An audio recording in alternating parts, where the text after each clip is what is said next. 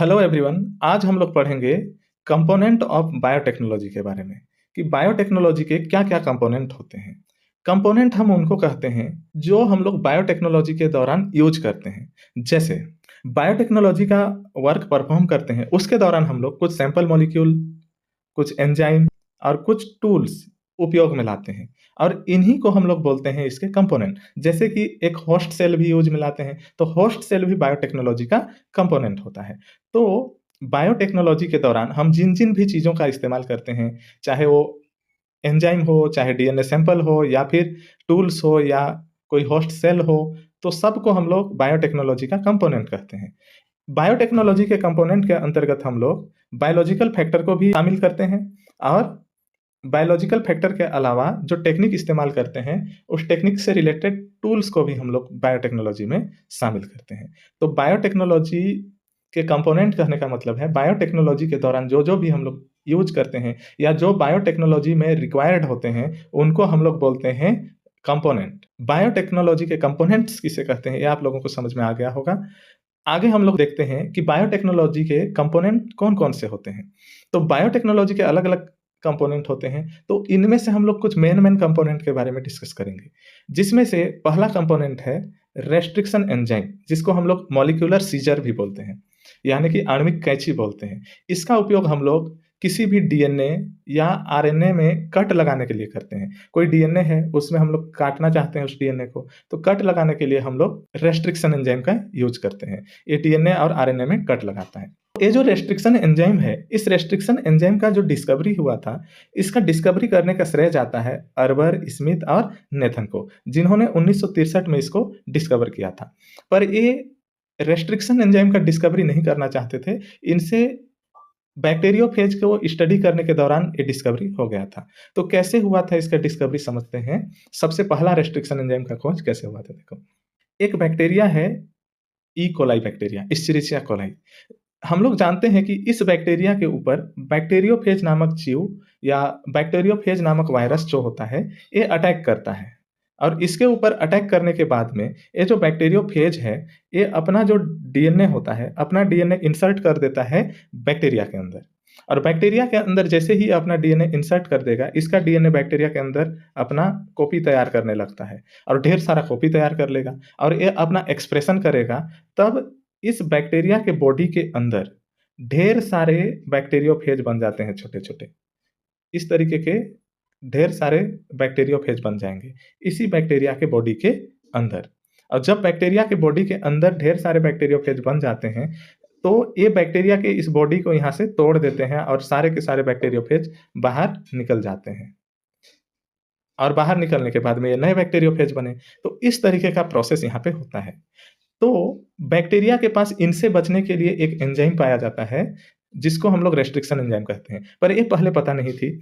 तो harbour, Smith और Nathan ने देखा कि बैक्टीरियोफेज जब भी अपना डीएनए बैक्टीरिया के अंदर इंसर्ट करता है, इस डीएनए को एक पदार्थ नष्ट कर देता है, काट देता है कई टुकड़ों में और उस पदार्थ का नाम है रेस्ट्रिक्शन एंजाइम।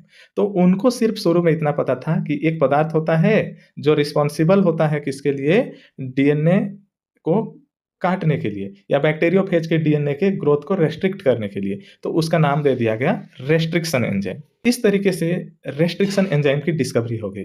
जिस एंजाइम को पहले खोजा गया उसको फर्स्ट नाम दिया जाता है, फिर दूसरे एंजाइम को नाम दिया जाता है। इस तरीके से हुआ। तो सबसे पहले इको आरआई की खोज इन्होंने किया था, इको आर1 की। तो इनका नोमेनक्लेचर देखते हैं कि किस तरीके से खोजा गया। तो जो बैक्टीरिया से इन्होंने रेस्ट्रिक्शन एंजाइम खोजा, उसका नाम था इको आर1, जिसका ई का मतलब है इस्चेरिचिया, जो उस बैक्टीरिया के जीनस का नाम है।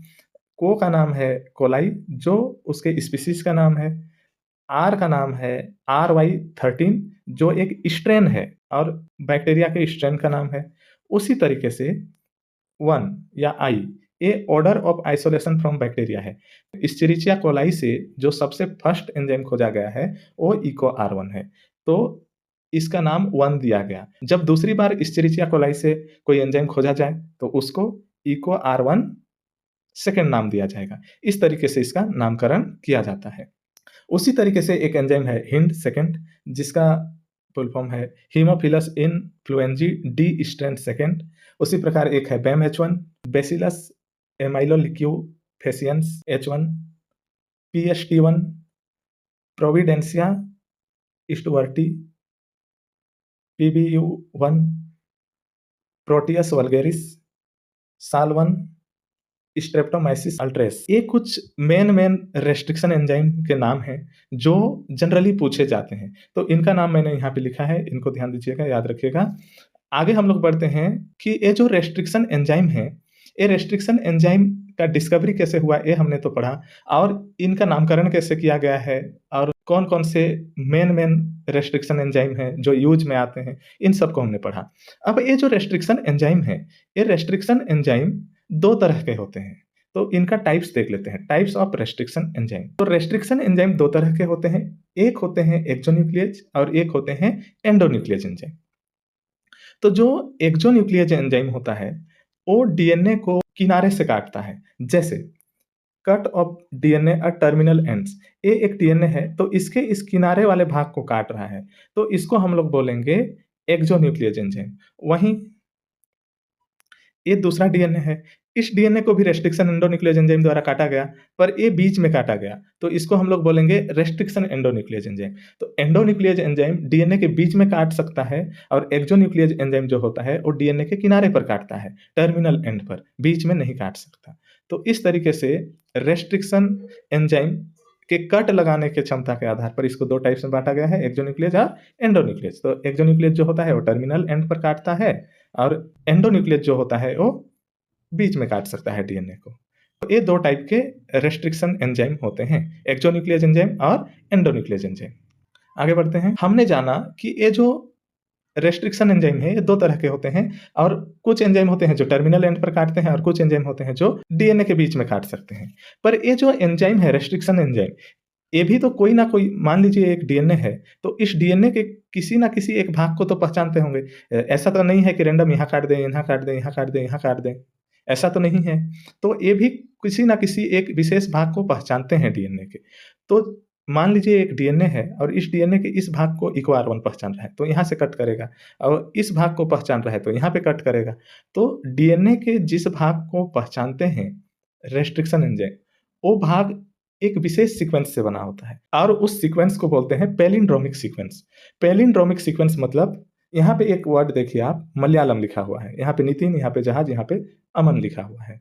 तो इन वर्ड्स को आप ध्यान से देखें तो पता चलेगा कि मलयालम जो वर्ड है, इसको आप आगे से पढ़ो चाहे पीछे से पढ़ो, इनमें सेम लेटर आएंगे। पीछे से पढ़ोगे तो भी सेम स्पेलिंग, आगे से पढ़ोगे तो भी सेम स्पेलिंग।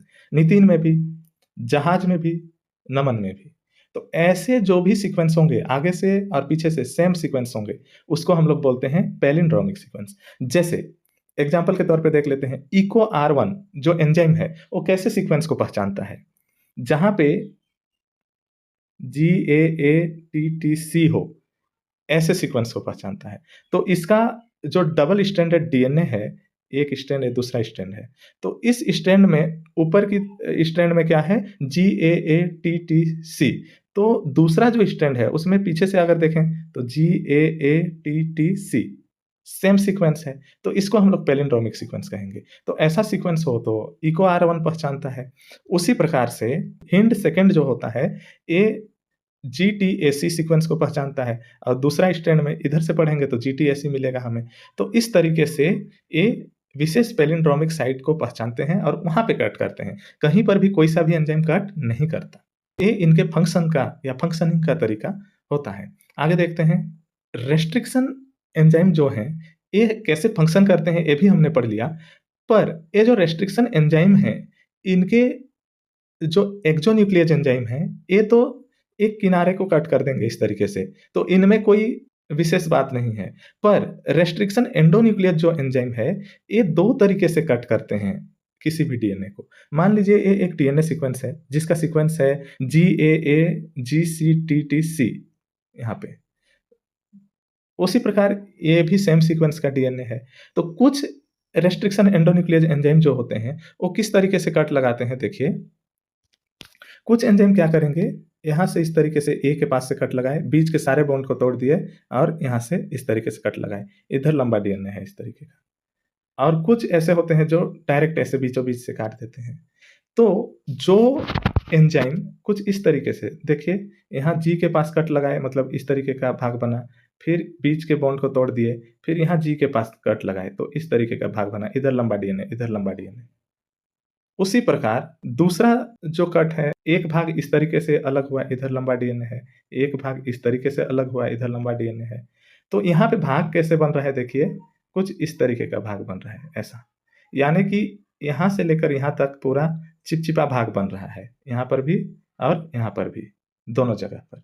तो ऐसे जब कट प्रोड्यूस किया जाए रेस्ट्रिक्शन एंजाइम के द्वारा, तो इसको हम लोग बोलते हैं स्टिकी एंड। क्या बोलते हैं? Sticky ends. और जब कट इस तरीके का लगाया जाए, बीचों बीच से इस तरीके से कट लगा दिया जाए, एक समतल सा ऐसा ब्लंट एंड प्रोड्यूस हो, तो इसको हम लोग बोलते हैं ब्लंट एंड्स। तो रेस्ट्रिक्शन एंडोन्यूक्लियस एंजाइम दो तरीके से कट लगाते हैं, एक तो स्टिकी एंड प्रोड्यूस करते हैं और दूसरा ब्लंट एंड प्रोड्यूस करते हैं। तो इनके कट लगाने का तरीका भी दो तरीके का होता है। ये कुछ बातें हैं रेस्ट्रिक्शन एंडोन्यूक्लियस के बारे में। अब आगे हम लोग दूसरा कंपोनेंट देख लेते हैं, जेल इलेक्ट्रोफोरेसिस। जेल इलेक्ट्रोफोरेसिस का काम होता है डीएनए फ्रेगमेंट को सेपरेट करना। मान लीजिए हमारे पास ढेर सारे ऐसे डीएनए के छोटे-छोटे टुकड़े हैं और इनको अलग-अलग करना है, सेपरेट करना है, तो हम लोग वहाँ पे जेल इलेक्ट्रोफोरेसिस का टेक्निक इस्तेमाल करते हैं। तो जेल इलेक्ट्रोफोरेसिस टेक्निक इस्तेमाल करने के लिए हमें क्या-क्या चाहिए, देख लेते हैं। इसके लिए पहला चीज़ होना चाहिए डीएनए सैंपल, यानी कि जो डीएनए के छोटे-छोटे खंड होंगे जिनको हमें सेपरेट करना है, वही नहीं होंगे तो हम किसको सेपरेट करेंगे, इसलिए डीएनए सैंपल चाहिए। जेल मैट्रिक्स, यानी कि जो हम लोग जेल प्लेट बनाते हैं, इस तरीके का एक जेल प्लेट तैयार करते हैं, उस जेल प्लेट को हम लोग एग्रोथ जेल से या पॉलीएक्रिलामाइड जेल से बनाते हैं। ये पूरा जेल प्लेट एग्रोथ जेल का बना होगा या पॉलीएक्रिलामाइड जेल का बना होता है। इसको हम लोग बोलते हैं जेल मैट्रिक्स। एक होता है बफर सॉल्यूशन। बफर सॉल्यूशन जो होता है, देखिए समझिए, यहाँ पे एक इस तरीके से कंटेनर लिया जाता है, यहाँ पे एक कंटेनर लिया जाएगा। इनके बीच में इस तरीके का जेल प्लेट लगा दिया जाता है और इस जेल प्लेट को इधर अंदर कनेक्ट किया जाता है, इधर से इसको कनेक्ट किया जाएगा और इस जो वेल्स हैं, इनमें इस तरीके से वाटर और बफर सॉल्यूशन भर दिया जाता है। यहाँ कुछ लिक्विड भरे जाते हैं, जिसको हम लोग बोलते हैं बफर सॉल्यूशन। इसके अलावा यहाँ पे एक इलेक्ट्रिक रॉड डाल देंगे और यहाँ भी एक इलेक्ट्रिक रॉड डाल देंगे, जिसको हम लोग इलेक्ट्रिक करंट से कनेक्ट कर देते हैं। और मान लीजिए इधर नेगेटिव चार्ज दे रहे हैं, इधर पॉजिटिव चार्ज दे रहे हैं और डीएनए सैंपल को हम लोग रख देंगे नेगेटिव की ओर, क्योंकि डीएनए सैंपल ऑलरेडी नेगेटिव होता है। और जब इसमें हम लोग करंट देंगे तो करंट के साथ-साथ ये डीएनए सैंपल भी इधर मूव करने लगते हैं पॉजिटिव चार्ज की ओर और इस तरीके से ये अपने मॉलिक्यूलर वेट के आधार पर, चार्ज के आधार पर सेपरेट हो जाते हैं। तो जो हम लोग कंटेनर में जो लिक्विड डालते हैं, जो मीडियम डालते हैं डीएनए के मॉलिक्यूल को मूव करने के लिए, उसको हम लोग बफर सॉल्यूशन यूज़ करते हैं। ये जो बफर सॉल्यूशन होते हैं, ये बफर सॉल्यूशन किसी भी मीडियम के पीएच को बदलने नहीं देते हैं, पीएच को स्थिर रखते हैं, इसलिए हम लोग यहाँ पे बफर सॉल्यूशन यूज़ करते हैं। नेक्स्ट है वोल्टेज सोर्स। तो जैसे मैंने बताया था कि एक कंटेनर, दूसरा कंटेनर, यहाँ पे बीच में जेल प्लेट इधर और इधर से हम लोग इलेक्ट्रिक करंट दे रहे थे। तो वोल्टेज सोर्स इसलिए दिया जाता है क्योंकि डीएनए के अणुओं का मूवमेंट हो सके, डीएनए के अणु मूव कर सकें। नेक्स्ट है इथिडियम ब्रोमाइड स्ट्रेन।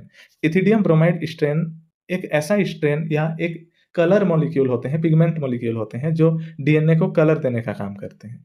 उसके बाद में है यूवी रेज चैम्बर। एक चैम्बर में लेते हैं हम लोग जेल प्लेट को और उस चैम्बर के अंदर रखकर हम लोग उसको देखते हैं। देखिए इस डायग्राम से, यहाँ पे हम लोग इथिडियम ब्रोमाइड डालेंगे। ये जो डीएनए के अलग-अलग बैंड प्राप्त हुए हैं हमें ढेर सारे ऐसे, इनके ऊपर हम लोग क्या डाल देते हैं, इथिडियम ब्रोमाइड। और इथिडियम ब्रोमाइड डाल देंगे तो ये पूरी तरीके से कलरफुल हो जाएंगे। अब हम लोग इसको एक चैम्बर के अंदर रख लेते हैं, किसी भी एक चैम्बर के अंदर रखेंगे और चैम्बर के अंदर रखने के बाद में इस चैम्बर के अंदर हम लोग देने लगते हैं यूवी रेज, जिसके कारण ये जो बैंड हैं ये हमें चमकते हुए दिखाई देते हैं, हम इनको देख सकते हैं सेपरेटली। तो इस तरीके से जेल इलेक्ट्रोफोरेसिस भी एक इम्पोर्टेंट कंपोनेंट है बायोटेक्नोलॉजी के लिए। इसके बाद हम लोग देखते हैं क्लोनिंग वेक्टर। क्लोनिंग वेक्टर का मतलब है वाहक, यानी कि जो डिजायर डीएनए को होस्ट सेल में ले जाने का काम करता है, उसको हम लोग बोलते हैं वाहक। अगर इसके बारे में आप लोगों को और अच्छे से जानना है तो आप पिछले वीडियो को देखिएगा, जो फर्स्ट वीडियो अपलोडेड है चैनल में, उसको जाकर देख लीजिएगा। तो ये जो क्लोनिंग वेक्टर होता है, फिर से बता देता हूँ, हम लोग किसी एक डीएनए को, जो हमारा डिजायर डीएनए है, उसको हम लोग किसी एक वेक्टर के साथ जोड़ देते हैं इस तरीके से, और वेक्टर के साथ जोड़ने के बाद में हम लोग इसको होस्ट सेल में प्रविष्ट करा देते हैं, और बिना वेक्टर के हम लोग इस डीएनए को होस्ट सेल में प्रविष्ट नहीं करा सकते। मान लीजिए ये एक इंसुलिन जीन है, हमें इस इंसुलिन जीन का ढेर सारा कॉपी तैयार करना है इस इंसुलिन जीन का। तो इसके लिए हम लोग क्या करेंगे, अगर इस इंसुलिन जीन का हमें ढेर सारा कॉपी तैयार करना है, तो इसके लिए हम लोग क्या करेंगे, देखिए इस इंसुलिन जीन को हम लोग ढेर सारा कॉपी तैयार करने के लिए इस सेल के अंदर डालेंगे, इस सेल में।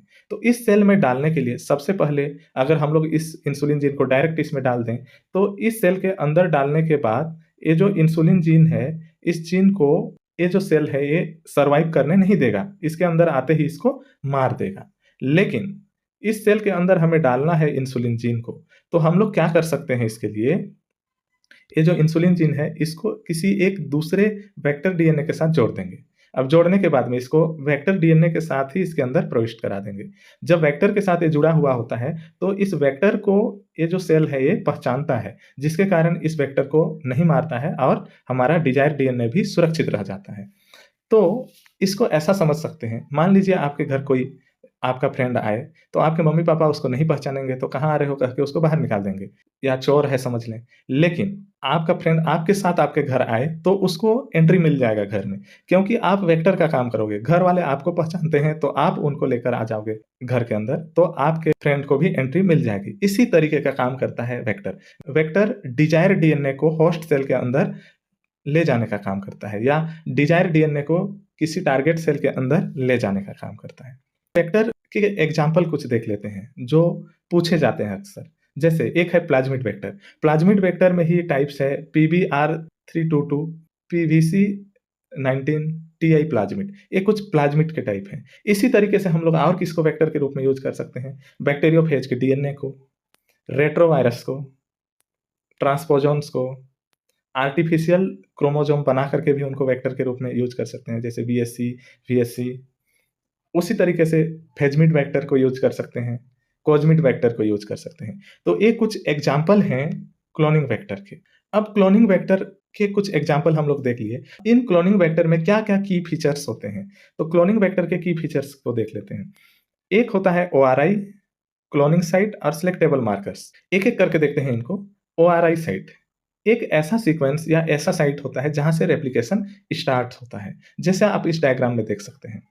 ये जो एक साइट है, ये है ORI साइट, मतलब ये पूरा एक वेक्टर है और ये वेक्टर का ये ORI साइट है। यानी कि ये वेक्टर जब अपना कॉपी बनाएगा, ऐसे ढेर सारा कॉपी बनाएगा, तो इसका जो रेप्लिकेशन स्टार्ट होगा वो यहीं से स्टार्ट होता है। Origin of replication initiation site बोलते हैं ORI साइट को। यहीं से रेप्लिकेशन ओरिजिन होगा और दूसरा कॉपी इसका बनेगा। तो इस साइट को हम लोग बोलते हैं ORI साइट। तो ये ORI साइट होना ही चाहिए किसी भी वेक्टर में, या ये ORI साइट जितने ज़्यादा होंगे, मल्टीपल साइट होंगे ORI, यहाँ पे एक है, यहाँ हो, तो और ज़्यादा बेहतर है। इसके अलावा और क्या फीचर्स होना चाहिए?